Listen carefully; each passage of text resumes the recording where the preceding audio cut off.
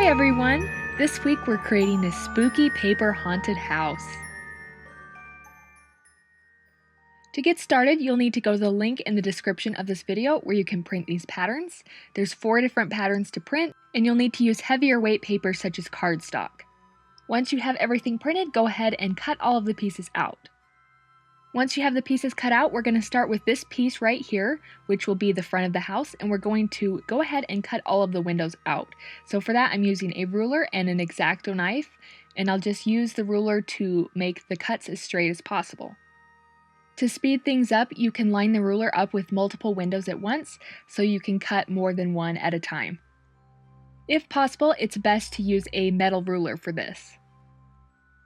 Once you have all the windows cut out, we can move on to the door. So I'm just going to use the ruler for the straight sides of the door and the bottom. And then I'll just freehand cut that top arch. So it should look like this at this point. Now we're going to repeat this exact same process to cut out these side windows on this piece. So once you're finished with all of that, it's time to score the fold lines. So I'm using a ruler and my EK Tools bone folder for this, and I'm just going to go through and score all of those fold lines. Don't forget to also score the tabs on the door pieces here, on the chimney, and on the roof piece.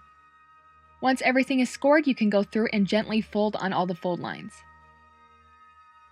For the next step, you'll need some vellum or tracing paper or other thin paper that is translucent. And we're going to be putting this over the windows. So I'm just going to hold this up to the house and see how big of a cut that I need to make. So I'll just use a pencil to roughly draw out how big it needs to be, and then I'll cut that out. And then just decide how it needs to be positioned. And then for this, I'm using this Tombow Mono liquid glue. I found this works really well for attaching the vellum, and it doesn't set really fast, so you have some time to work with it. So I just put this around all the edges of the windows. And then press the vellum in place. So go ahead and do that on all of the windows and on the side piece as well. So you should be left with this once you're finished. Now we can attach these 2 house pieces together, and they're going to go together right like this. Make sure that you put this tab on the inside and not on the outside. And then just use the lines to line up the pieces as well as you can. Next, you can put glue on the tab or on this piece. I like to put it on the side piece. In this case, I just find it easier to attach. And I like to put it in a zigzag pattern so it holds better. Then just press that in place. And then fold on it. So if you want to draw any details onto the house, now is the time to do that. So I'm drawing in some window panes using a black Prismacolor marker. You can use whatever you'd like. And I drew that on all of the windows. So they look like this. Next, I'm adding the shutters to the house. What's fun about this is because it's an old house, you don't need to worry about getting everything straight. So some of the shutters I put on crooked on purpose, and some I put more straight. So once all of the shutters were attached, I just took my black marker and drew in some lines on the shutters. And now it's time to add the door. So you're just going to bend this tab forward like this, and it's going to go right inside like this. So you just need to put glue on that tab, and then put it inside the door. And press it in place. And then repeat that with the other side.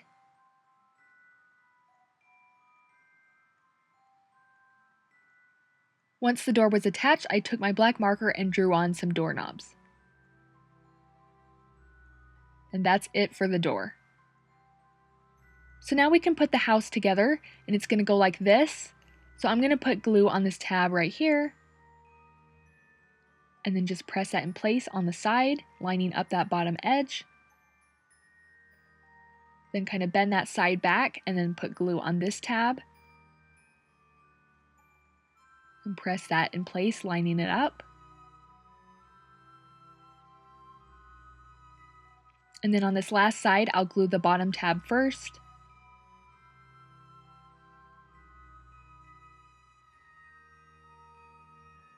And then do this side tab last.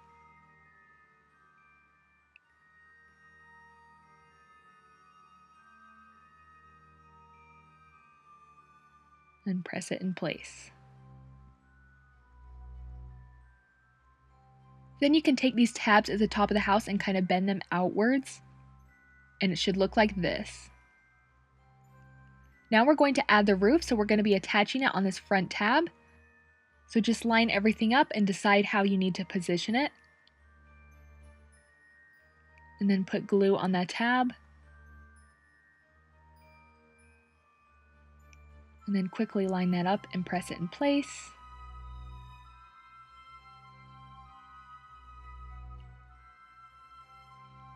And then we're going to glue the tab on the back. So flip it over, decide how to position it, put glue on the tab, and line it up. Now we're going to do the side tab, and it will go right like this. So we're going to start by putting glue on this tab that's attached to the side.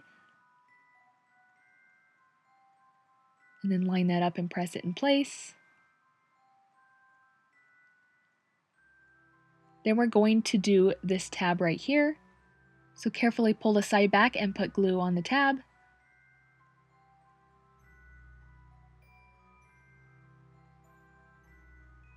And then you'll just need to very gently press the side in so you can get the glue gun in there, and just put a little bit of glue on this tab and then press that down.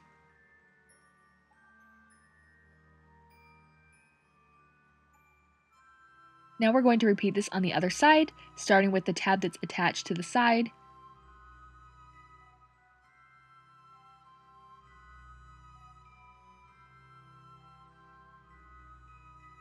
And then this tab next.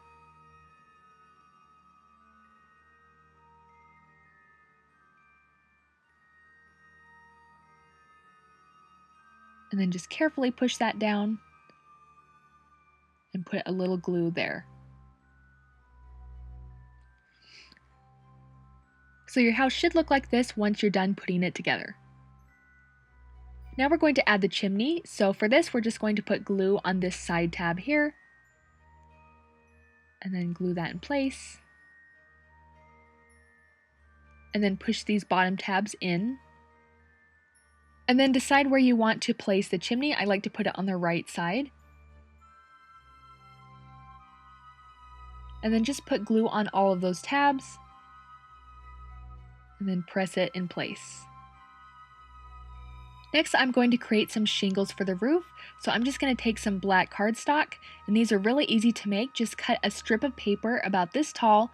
It doesn't need to be exact or anything, and then just cut it into a bunch of rectangles.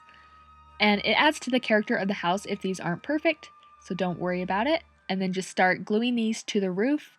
And I put them at all kinds of different angles and stuff just to add to the haunted house look. So go ahead and cover the rest of the roof with these. And once that's done, just take some scissors and cut off the excess that's on the sides and across the top of the roof.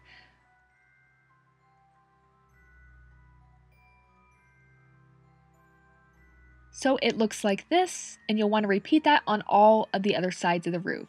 So when you're finished, it should look something like this. And I didn't add any to the very top.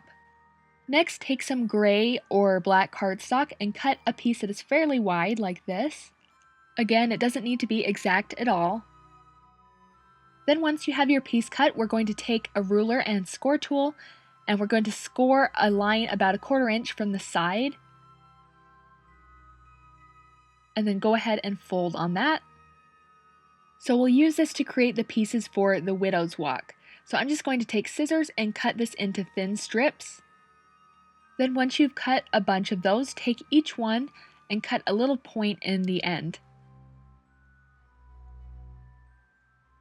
So it looks like this. So set those aside for a second, and we're just going to cut a really thin strip of paper.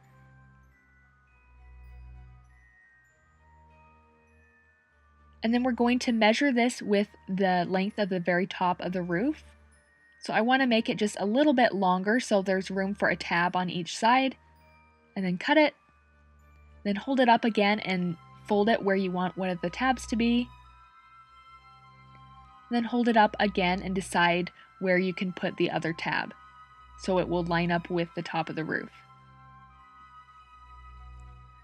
So it should line up with the roof with the tabs on it.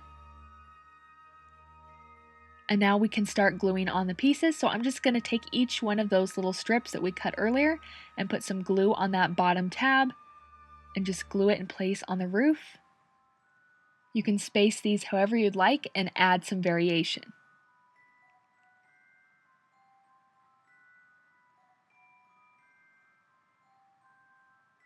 So once you have all those pieces attached, we're going to take that other piece and decide how high up or how low you want to place it. Then once you've decided, put glue on a few of the pieces and then just press that in place. And then you can glue the rest of the pieces.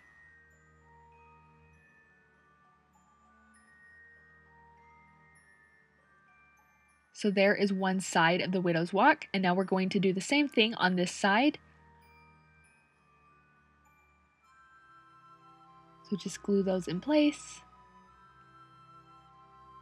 Now we're going to take what's left of that other strip of paper and measure it out for this side, the same way we did the other one. So just cut it so there's room for tabs on each side, and then bend the tabs so it's the width of the side. And you can glue this piece to one of these vertical pieces and then add the side piece. And I decided I didn't need a tab on both sides, so I cut one of those off and then just glued that in place.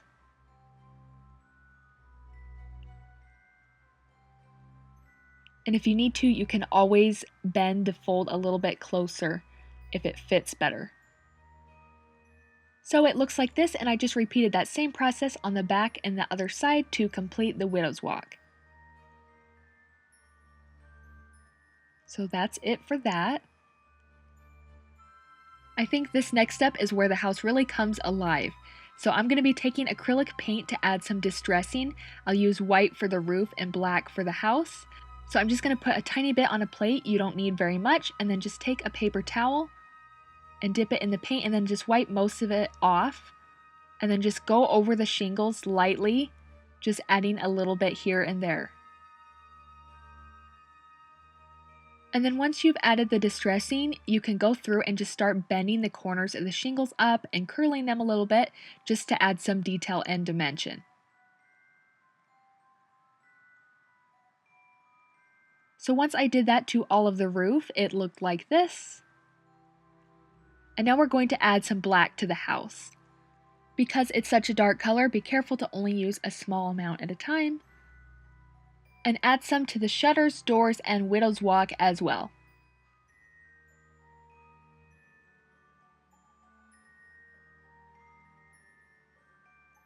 So it ended up looking like this, and just go ahead and add that on all sides of the house.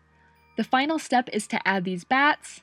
So I'm just using some 24 gauge wire. You can use any thin wire, and just take a piece of the wire and you'll want to bend a circle in the end just so we have something to put glue on, like this. Then I'll put some hot glue on that and then stick the bat on it. Be careful not to burn yourself. And I want this bat to look like it's coming out of the chimney. So I'm just going to hold this up and measure how long of a wire I want to cut. And then decide how I want to place it.